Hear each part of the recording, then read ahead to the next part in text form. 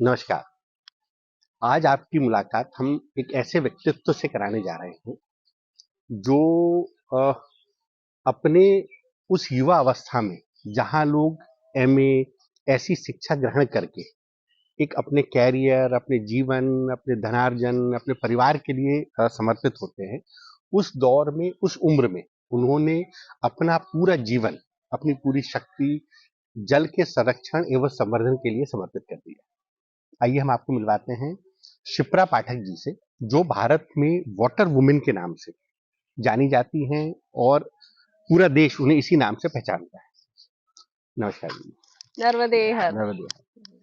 शिप्रा जी की शिप्रा जी मूल उत्तर प्रदेश की रहने वाली हैं और बड़ा एक समृद्ध राजनीतिक परिवार है शिप्रा जी का वहां पर। आपकी दादी लगभग 40 वर्षों तक विधायक थी। दादी के जो पिताजी थे वो विधायक थे। आप एक संपन्न परिवार की थी। आपने एमए शिक्षा हासिल करने के बाद फिर ये सारा सब कुछ त्याग करके जल के संरक्षण और संवर्धन के लिए एक दिशा में निकल पड़े।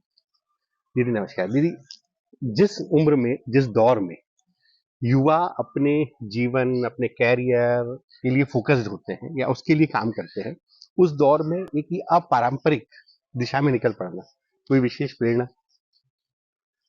इसका अगर मैं आध्यात्मिक उत्तर दूं तो मैं कहूंगी कि कहीं ना कहीं ईश्वर की चयन होता है, ईश्वर की कृपा होती है जब ईश्वर अपने कार्यों के लिए आपको बुलाकर लेके जाता है। लेकिन अगर हम बात व्यवहारिक करें तो शिक्षा का अर्थ क्या है ये जानना बहुत आवश्यक रहेगा। अगर हम बीते 10 वर्षों की शिक्षा पद्धति उठाएं तो हमने बच्चों पर ये दबाव डाल दिया है कि 90% मार्क्स आने चाहिए। हम्म। आईएएस, पीसीएस, लॉयर, डॉक्टर, हम्म। इंजीनियर्स, ये सब में से कुछ ना कुछ बनना है, बनना है। या फिर जो भी आपके पूर्वजों का बिजनेस है उसे आपको कैरी फॉरवर्ड करना है। लेकिन मुझे लगता है शिक्षा का मूल होता है संस्कृति को बचाना। कम से कम मेरे माता पिता ने मुझे ये समझाया कि आपकी शिक्षा पद्धति के साथ साथ आपकी संस्कृति, आपकी सभ्यताएं विकसित हो, इस पर काम करना। तो प्रेरणा जो थी पालन पोषण में ही आ गई थी। घर का माहौल ऐसा था जिसमें हम सबको ये सिखाया गया था कि आपको अपने करियर के अलावा आर्थिक जिम्मेदारी उठाते हुए भी मानवता और सामाजिक और पर्यावरण के लिए कुछ कार्य करने। बस, बहुत बढ़िया। आपने माँ नर्मदा की, शिप्रा जी की, गोमती नदी की, सरयू नदी की परिक्रमा भी की है और उस पर उन्होंने बहुत काम किया है। जी। क्या क्या काम थे, किस तरह से परिक्रमा की?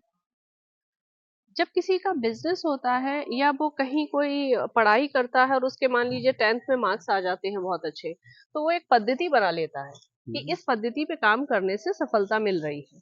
मेरे साथ भी ऐसा ही हुआ। जब मैं नर्मदा परिक्रमा के लिए गई तो मैं कोरे कागज की तरह थी, एक साधक के रूप में गई। और माँ नर्मदा के तट के लोगों ने मुझे नर्मदा स्वरूप समझकर ऐसे स्वीकार लिया कि वो मुझ में कहीं ना कहीं नर्मदा का प्रतिबिंब देखने लगे। मुझे लगा कहीं इस गर्व से, इस भान से मैं कोई और पथ पे ना चली जाऊं, तो क्यों ना इन सारे लोगों में मैं भी नर्मदा को देखूं और इन सबको समाहित करते हुए एक ऐसा समूह, संगठन, संस्था बनाऊं जिससे माँ नर्मदा की हम सेवा करें। वहीं से पंचतत्व का जन्म हुआ, हमने संस्था बनाई और ये समझ आया कि जो ये पदयात्राएं हैं और पूर्व में हमारे ऋषि मुनि साधक शंकराचार्य जियों ने जो ये पदयात्राएं की हैं, इसका निष्कर्ष भी यही होगा, हम मानवता को संगठित करें।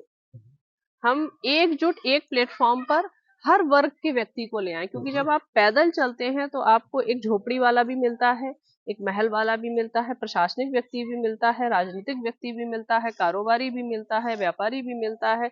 और उन सबके अलग अलग जो एक विचार आते हैं, सुझाव मिलते हैं, उनसे फिर नई शाखाओं को जन्म देने में मुझे लाभ मिला। ये यात्राएं हालांकि आध्यात्मिक के अलावा सामाजिक और समरसता का भी एक बहुत बड़ा संदेश होती बहुत बड़ा संदेश होती है।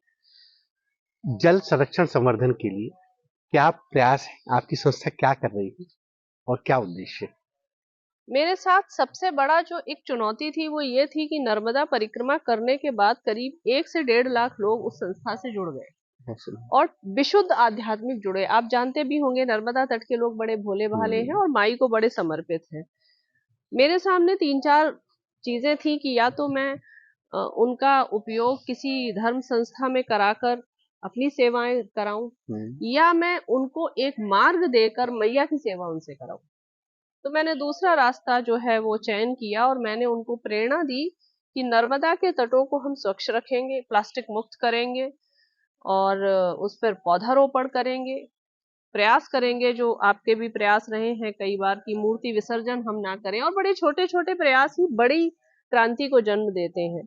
जैसे 50 घाट उठा के हमने एक संकल्प दिलाया कि आप सिर्फ आटे के दिए से ही आरती कीजिए, वो आटा बिल्कुल। मछली खा लेगी, हम्म। जो जलीय जीव जंतु है वो खा लेंगे और आपकी परंपराएं भी विकसित होंगी। हम्म। बहुत छोटे से प्रयास से वहां से गंदगी गायब हो गई।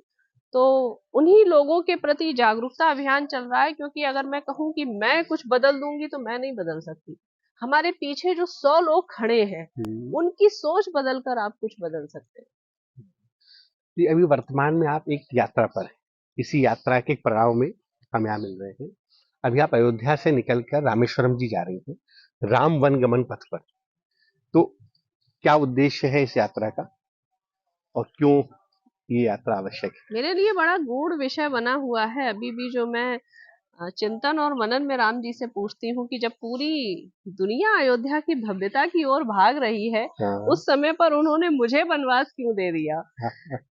लेकिन मुझे लगता है कि राम को अगर समझना है तो वनवास आपको भोगना पड़ेगा। राम तत्व जानने के लिए आपको उन पड़ाव से निकलना पड़ेगा जहां जहां से राम मर्यादा पुरुषोत्तम राम या श्री राम बने थे।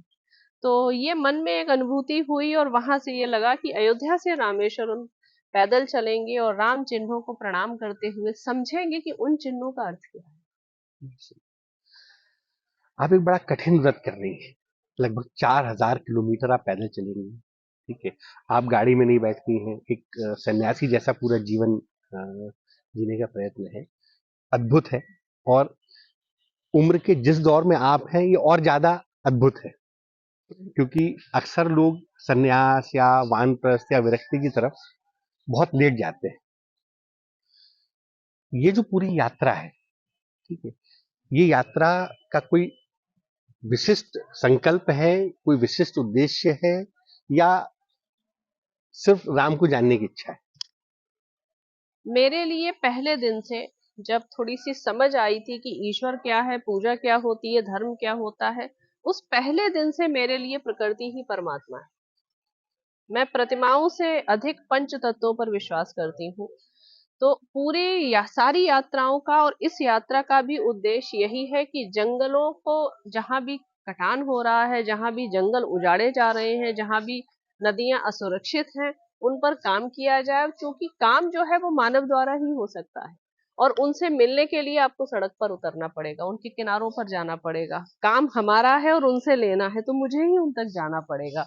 तो इस यात्रा का उद्देश्य भी पर्यावरण को बचाना ही है। लेकिन हाँ, राममय यात्रा है, राममय वातावरण है, गौरवशाली क्षण है, राम भव्यता से अपने स्थान पर बैठने वाले हैं। तो मुझे लगा कि ये क्षण जो राममय है, क्यों ना इसकी तीव्रता को, इसकी ग्रेविटी को हम आत्मसात करें और फिर से राम जी के समय वाले जंगल बने, राम जी के समय जैसी नदियां बहें, राम जी के समय जैसे पर्वत हो। क्योंकि राम ने चित्रकूट में वास किया है, वो प्रतिदिन कामदगिरी की परिक्रमा करते हैं। हम्म। तो हम इसे सूक्ष्म रूप से देखते हैं, परिक्रमा करते थे, और मैं कहती हूँ वो संकेत देते थे कामदगिरी को बचा के बचा रखना। कर रखना। बिल्कुल ठीक तो है। उन्हीं सबको संभालने के लिए निकली हूँ। आप सबके सहयोग से इस पर काम किया जाएगा। बस फिलहाल तो यही उद्देश्य है उसका। और दीदी, समाज के लिए, सरकारों के लिए कोई संदेश? क्योंकि कोई भी जो अभियान या अनुष्ठान है, वो समाज और सरकार की भागीदारी से ज्यादा बेहतर परिणाम ला सकता है। हाँ, सरकार द्वारा ही क्रियान्वयन होता है। सरकारें समय समय पर योजनाएं बनाती हैं, लागू होती हैं, कुछ तीव्रता से होती हैं, कुछ शिथिल हो जाती हैं। पर मुझे लगता है कि हम सरकारों पर ही निर्भर ना हो, हमारे अपने भी दायित्व है समाज को लेकर। अगर मैं अपने पूर्वजों की बात करूं या अपनी दादी नानी दादा और नाना तक बात करूं, तो हमारे दादा और नाना के जमाने तक प्याऊ बनवाए जाते थे, हम्म। मटके रखे जाते थे। वो लोग कभी ये नहीं कहते थे सरकार यहाँ टंकी लगवाए, सरकार यहाँ कुआं खुदवाए, सरकार यहाँ नलकूप लगवाए। वो अपने दायित्व समझते थे। समाज का एक नैतिक दायित्व है तो अपना। मैं तो उसी पीढ़ी की शिक्षा ग्रहण करके पली बड़ी हूँ। मुझे लगा बजाय मैं सरकार से कहूँ तुम्हारे 1 करोड़ कहाँ, मैं खुद उन्हें 10-20 सालों में लगा के दिखा दूं मेरे 1 करोड़ यहाँ। और जब एक स्त्री लगा सकती है, तो फिर प्रति व्यक्ति अगर काम किया जाएगा तो कितना बड़ा दिशा और दशा बदल जाएगी कि हम सरकारों को सिखाने लग जाएंगे। बिल्कुल ठीक, निश्चित तौर पर। जी। हमारी बहुत शुभकामनाएं आपके साथ, आपके उद्देश्य पूरे हों।